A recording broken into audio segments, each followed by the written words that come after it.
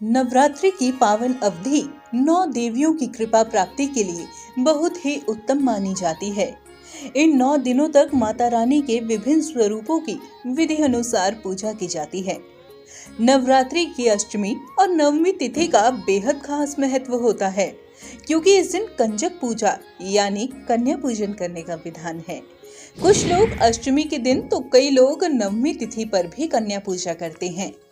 कन्या पूजन के दौरान 8 या 9 कन्याओं का पूजन करना अधिक शुभ माना जाता है। कन्या पूजन से ऐश्वर्य, सुख, शांति, विद्या और मोक्ष की प्राप्ति होती है। अब ऐसे में हम जानेंगे कन्या पूजन करने की विधि।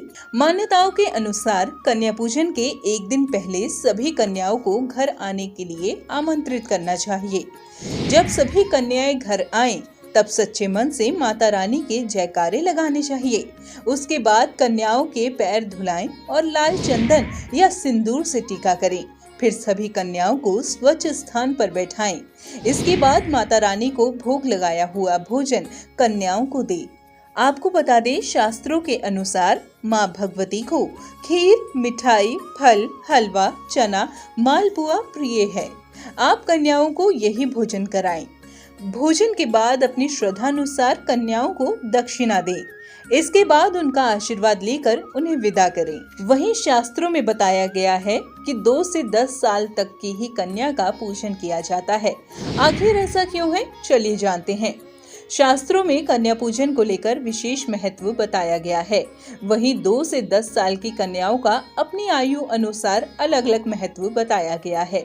जैसे 2 वर्ष की कन्या को कुमारी कहा जाता है। नवरात्रि में 2 वर्ष की कन्या की पूजन करने से दुख, दरिद्रता खत्म होती है। साथ ही हमें सुख शांति की प्राप्ति होती है। 3 वर्ष की कन्या को त्रिमूर्ति कहा जाता है। नवरात्रि के दौरान 3 वर्ष की कन्या की पूजन करने से और उसे भोजन कराने से धन धान्य का आगमन होता है। साथ ही परिवार का कल्याण भी होता है। 4 वर्ष की कन्या को कल्याणी कहा जाता है। 4 वर्ष की कन्या का नवरात्रि में पूजन करने से सुख समृद्धि की प्राप्ति होती है। 5 वर्ष की कन्या को रोहिणी कहा जाता है। 5 वर्ष की कन्या का नवरात्रि में पूजन करने से व्यक्ति को रोगों से मुक्ति मिल जाती है। वहीं 6 वर्ष की कन्या को कालिका कहा जाता है। 6 वर्ष की कन्या का नवरात्रि के दौरान पूजन और उसे भोजन कराने से विद्या और राजयोग की प्राप्ति होती है।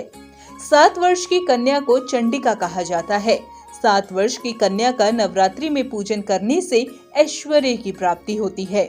8 वर्ष की कन्या को शांभवी कहा जाता है। नवरात्रि के समय 8 वर्ष की कन्या को भोजन कराने तथा उसका पूजन करने से हमें लोकप्रियता की प्राप्ति होती है।